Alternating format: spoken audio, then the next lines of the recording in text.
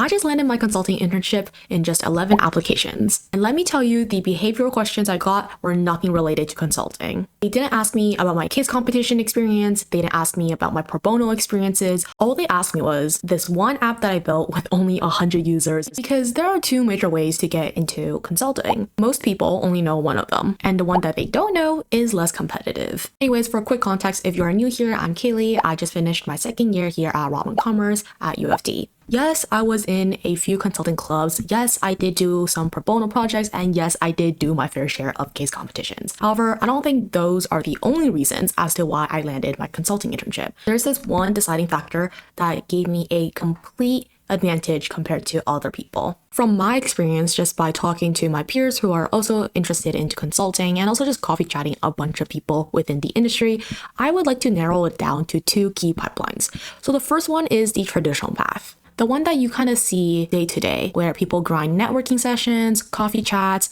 do a bunch of case competitions, and do a lot of pro bono projects and apply to every single consulting club on campus. And obviously that is super helpful to some extent. However, every other strong candidate that I've seen so far, they are also competing in this pipeline. So you're kind of competing amongst every other candidate in the most competitive lane. And then there's the second pipeline, the one that's a bit less saturated and less competitive. Although recently, I think it is getting a bit more crowded there, so make sure to watch this video till the end so that you're able to get ahead. But it's to have a different background. This is when you do something genuinely so interesting that the interviewers look at your resume and think to themselves, hey, I need to at least have a conversation and get to know this person a bit better. Because let me tell you, everyone and their moms have done a bunch of case competitions and probably won a couple. The main objective here is to get the interviewers interested in you, curious about you, and want to ask questions and get to know you better, and trying to understand how you actually think. And here's my actual advice.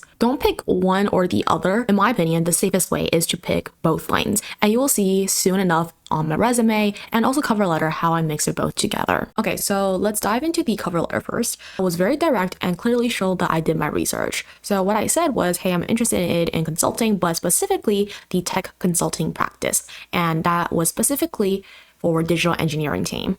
Then I also said, hey, I actually been to a couple of your events, such as the EY Women in Tech event, and I spoke to this person. And after hearing her experiences about tech and business, product management, I'm like, hey, I'm actually very interested, and that's how it solidified my passion. So first paragraph, very standard. Then I talked about my own experiences and also background. Obviously, the first experience that you want to highlight should be your strongest. So for me, it was the Zero Excuses app. So that was just a mobile app that I made with one of my friends. And I just explained what I did there and how it ties back to the job. And then I highlighted my second strongest experience, and that was for case competition, because not only you want to bring in the creative aspect, saying that, hey, I'm a very hands-on person, I love building things, solving complex problems, but also I have a very strong background in consulting overall, just by, doing a lot of case competitions. So I just said case comp team, and then I just emphasized my biggest achievement, which was getting top 9 semi-finalist at this international comp, and I kind of just summarized the problem and solution that we provided. And yeah, so let's move on to the resume. Okay, so resume, the structure overall should look somewhat similar to this at least. I have my awards, my case competitions. I feel like just stating all of the case competition awards, but some of the awards, to be honest, I don't even think it matters too much, but just state that you actually been and competed in case competitions. That is a huge brownie point. So my first work experience was actually at this investment firm. So as you can see, very different from tech consulting, right? However, there were transferable skills that I wanted to highlight. For example, like market research, that's something that you need to do regardless of which field you are in. And also creating and writing reports, presenting them. So transferable skills, right? Being very analytical and being able to communicate very clearly. So that was not last year, but that was my first experience. Then I also had a part-time job, and it was just public speaking coach. So also highlighted something like that as well. And then I think this part was what made my entire application very, very unique and stood out amongst the others, because I have my own personal projects. So the first one, you guys probably know already, the mobile app. But my second personal project, and I thought this was unique because, hey, just in case if the recruiter's somewhat interested in theater or musicals, who knows, right? But I was the director and also scriptwriter for the play Who Killed Friday. and I just thought it would be a nice conversational starter. And then obviously your co and extracurriculars that you have on campus. So I was on the kids comp team. I was able to travel to Alberta to compete.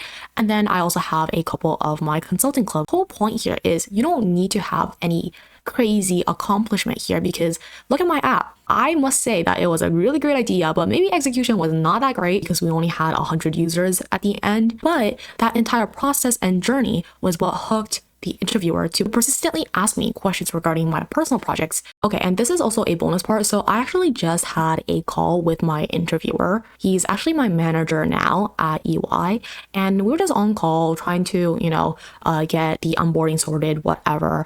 But I remember having a conversation of, what did I do in the interview for you to say, yep, we want her as a intern? And he said it was my unrelenting passion and also just being very unique, having very interesting skill sets that not a lot of other applicants have. So breaking it down, number one, unlimited passion. You need to find something that you genuinely like. And if you don't know what you like, don't worry, I used to be in your shoes, but I think in order to find your true passion, you need to try new things. You actually need to take action. Stop doing random research, stop watching YouTube videos, just do something. And if you like it, then hey, stick to it. If you don't, that's fine. Process elimination. You eliminated one option already. Good for you, right? So being very passionate, it truly shows within the interviews or just any conversations when you have, because during that conversation, let me tell you, I was so excited to all of the projects that he's been telling me, onboarding me about, and it's very evident that I'm very interested in the work that I'm about to get. And that's something that you can't fake. So number one, find your passion first and then be passionate and pursue whatever you have and incorporate that as a personal project. But also number two is having unique skill sets other applicants don't have. I've seen a lot of great applicants with amazing skill sets, casing, communication, critical thinking, problem solving, all of that. And to be honest, I bet a lot of them have probably better communication skills than me. However, the reason why I believe I got the internship compared to other people was I think I had a good mixed skill set. So I would say I was above average in terms of communication, but I also had great technical skills because I knew how to read code and I also knew how to build things using AI. So that was something that made me stand out compared to every other person who did case competitions and know how to build slides and know how to talk very impressively. So TLDR, just try new things, build new stuff, create your own personal projects, and just find this one complex problem that you're facing or you've seen other people face and trying to solve it. Trust me, I think that experience alone is so much more valuable than just attending or participating in any consulting club. And hey, you can still join and participate. I'm not saying that, screw the traditional path. Hey, I used to be part of this traditional path as well, but I think incorporating something unique would also help your case as well. So not only be a quote unquote cookie cutter, if I must say, but also add some sprinkles on top of that cookie to make you stand out. Anyways, if you found that helpful, like and subscribe and stay tuned for the next video.